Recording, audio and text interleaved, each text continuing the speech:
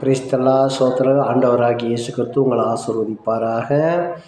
இந்த நாளையிலே கூட விசேஷமாக தேவன் நமக்கு செய்த நன்மைகளை நம்ம நினைத்து பார்க்க வேண்டும். பரிசுத்த ஆவியானவர் நமக்கு ஒவ்வொரு நாளும் செய்கிற காரியங்களை நம்ம சிந்திக்க வேண்டும். சரிங்களா? நம்ம கவனமாக இதை பார்க்க வேண்டும். ஆண்டவராகிய இயேசு கிறிஸ்து நம்மளை எப்படி நடத்துகிறார், எப்படி நம்மளை ஒரு ட்ராக் பண்ணி கொண்டு போகிறார் என்று சொல்லி ஒவ்வொரு நாளும் பார்க்கும்போது அது ஒரு வித்தியாசமாக இருக்கும் அல்லவா? அது ஒரு வித்தியாசமாக தான் இருக்கும். நமக்கு ஏன்னு கேட்டால் அவர் நடத்துகிறது எல்லாமே வித்தியாசமாக இருக்கும். ஆனால் மனிதர்கள் நடத்துகிறது எல்லாம் நம்ம கண்ணுக்கு தெரிந்த மாதிரி அது ஒரு அதிசயமாக இருக்கும்.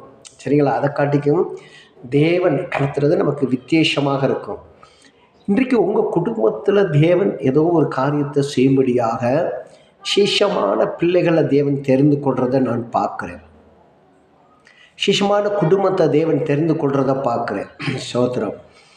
அந்த விசேஷமான சோத்திரம் அவரை தெரிந்து கொள்றதில் உங்களுக்கு விசேஷமான ஒரு ஆசீர்வாதம் வரலாம், ஒரு நன்மையான காரியங்கள் வரலாம். ஒருவேளை நீங்கள் நினைத்த காரியங்கள் நடைபெறலாம். ஒருவேளை இதுவரைக்கும் உங்களுக்கு கிடைக்காத காரியங்கள் உங்களுக்கு ஆசீர்வாதமாக கிடைக்கலாம். சரிங்களா? அப்போ தேவன் தேடுறதுனால தான், நம்ம தென்படுறதுனால தான் தேவன் அதை செய்ய முடிகிறது. சோத்திரம். அப்போ தேவன் உங்களுக்காக ஏதோ ஒரு காரியங்களை ஆண்டவர் செய்யும்போது அது எல்லாத்துக்கும் ஒரு ஆசீர்வாதமாக இருக்கும். எல்லாத்துக்கும் அது ஒரு சந்தோஷமாக இருக்கும். ஏன்னா எதிர்பாராத நேரத்தில் உங்களுக்கு ஒரு அற்புதம் நடக்குன்னா அது ஆச்சரியமான காரியம் அல்லவா? அவன் இன்றைக்கு அந்த எதிர்பாராத நேரத்தில் தேவன் நமக்கு செய்கிற காரியங்களை நினைத்து ஆண்டவருக்கு நன்றி சொல்ல வேண்டும். சரிங்களா?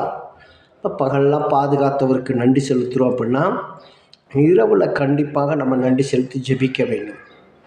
இப்போ நம்ம ஜெபிக்கும் போது தான் தேவனாகிய கர்த்தர் சொல்கிறான், நான் தேடின மகன், நான் தேடின மக. அப்போ உங்களை தான் பார்த்து ஆண்டவராக நான் தேடினது உங்களை தான். அப்போ இப்படியா இந்த பிள்ளைகளை ஆண்டவராகி இயேசு கிறிஸ்து தேடிக்கொண்டிருக்கிறார். சோத்திரம். அப்போ இந்த தேடுதலில் அவருடைய கண்களுக்கு முன்பதாக நம்ம தென்பட்டு கொள்ள வேண்டும். நம்மளை அறிய வேண்டவர்.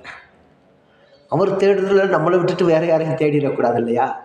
இப்போ என்னையத்தான் ஆண்டவர் தேட வேண்டும், என்னையத்தான் எங்கள் தேசத்துக்கே தெரிந்து கொள்ள வேண்டும், என்னையத்தான் எங்கள் பட்டணத்தில் கர்த்தர் தெரிந்து கொள்ள வேண்டும். நீங்கள் ஜெபிக்க வேண்டும்.